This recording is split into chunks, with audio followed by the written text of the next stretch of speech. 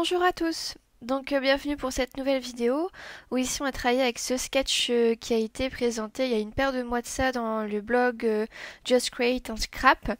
Donc voilà, donc ici je voulais utiliser pour cette page de scrapbooking la photo que vous voyez là avec le cactus.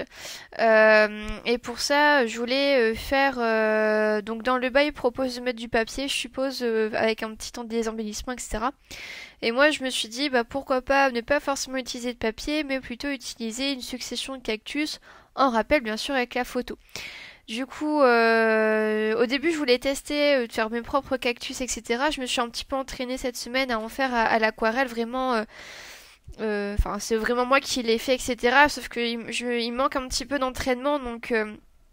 D'ailleurs, on voit un petit extrait là sur mon petit carnet d'essai sur la gauche, mais le rendu m'allait pas. Donc du coup, après, je me suis souvenu que j'avais des tampons cactus. Donc du coup, je les ai utilisés et du coup, pour pouvoir faire ma succession, la petite mise en page avec les cactus, j'ai voulu utiliser la technique avec le post-it en fait qu'on cache.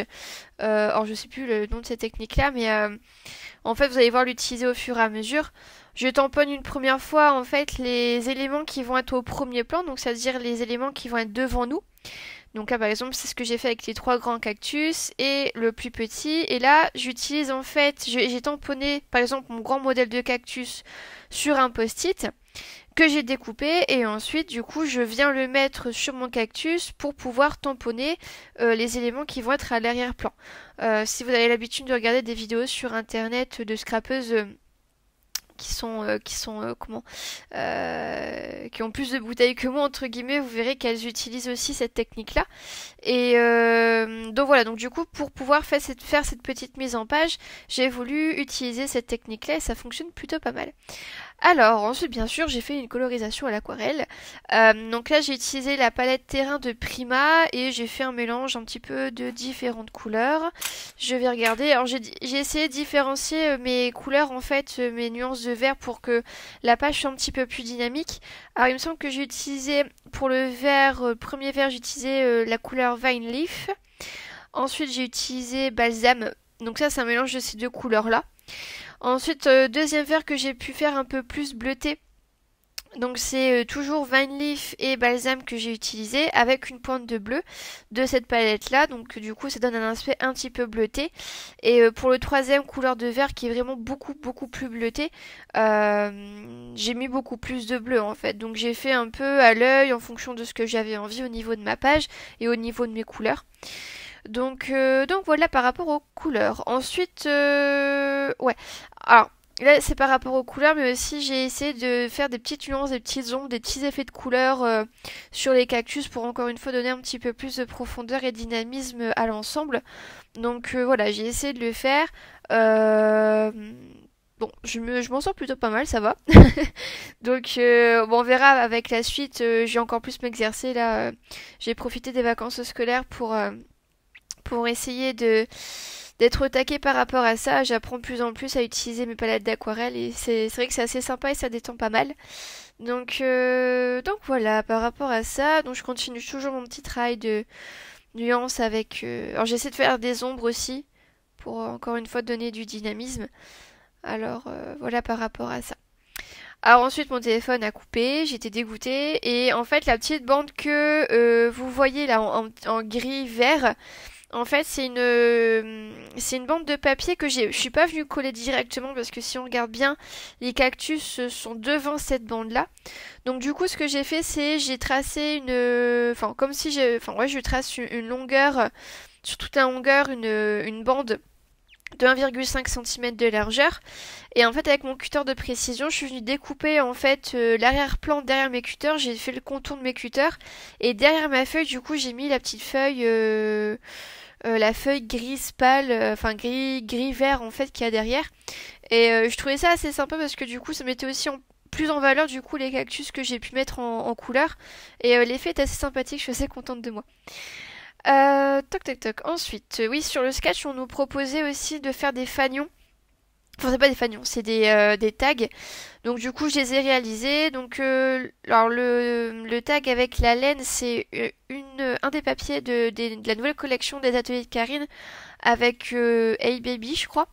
Et le deuxième papier vert, là par contre c'est quelque chose de... Enfin c'est un papier de Passion Scrapbooking qui est un magazine de scrap en fait sur lesquels je suis abonnée et souvent ils mettent des pages ou des die cuts à l'intérieur qu'on peut découper donc c'est assez sympa donc je garde les feuilles précieusement, ça peut toujours servir. Ensuite dans le sketch, il propose de mettre plein de petites étiquettes.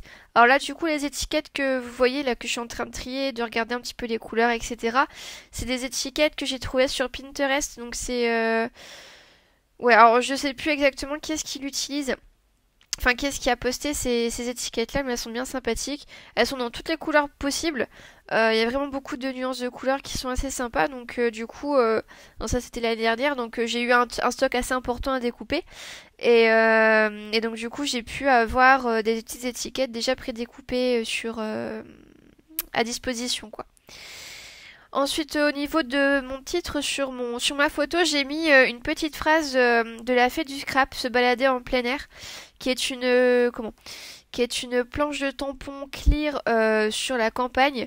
Et c'est vrai qu'à glisser un petit peu partout, c'est vachement sympa. Alice Bell le fait assez souvent, donc du coup, je trouve l'effet très sympathique. Donc du coup, je l'ai essayé d'utiliser aussi le maximum possible, euh, puisque, comme je dis, ça se glisse partout, donc voilà par rapport à ça. Ensuite, donc ouais, je voulais aussi du coup habiller le fond de ma page. Alors là, ce sont des tampons de fond de mes petits ciseaux enfin par rapport à la collection Grunge, avec des gouttelettes. Alors j'ai utilisé le tampon plan. Je me suis demandé si ça allait bien aller avec ma photo. Et en fait, je me suis dit que ça allait plutôt pas mal. Donc du coup, je me suis dit, alors j'ai mis en gris pour éviter que ça ressorte beaucoup trop par rapport à la photo et que ça ait pas vraiment de sens. Et par contre, après, j'ai rehaussé le tout avec des petites gouttelettes. Et aussi, à la fin, j'ai mis de sequins, etc. pour continuer l'embellissement. Donc voilà le comparatif entre le sketch et moi, ma version. Donc vous voyez que c'est pas forcément la même chose, etc. Mais je pense que les sketchs entre guillemets qui nous sont proposés sont pas forcément là pour être faits être faits à la règle, etc. Être hyper pointilleux. Faut surtout être créatif et je pense que, enfin moi les sketchs ça me permet vraiment de me lancer sur un point de départ puis après je vais au fil, je l'ai à côté, je l'ai à côté le sketch mais je l'ai à côté de moi, mais au bout d'un moment, j'arrive à en sortir et aller au fur et à mesure de ma créativité. Et c'est vrai que c'est assez sympa comme point de départ. Bon allez, j'arrête de papoter et je vous laisse avec les photos de fin de projet. Et puis, donc voilà. Je vous souhaite un bon scrap et puis à bientôt. Allez, au revoir.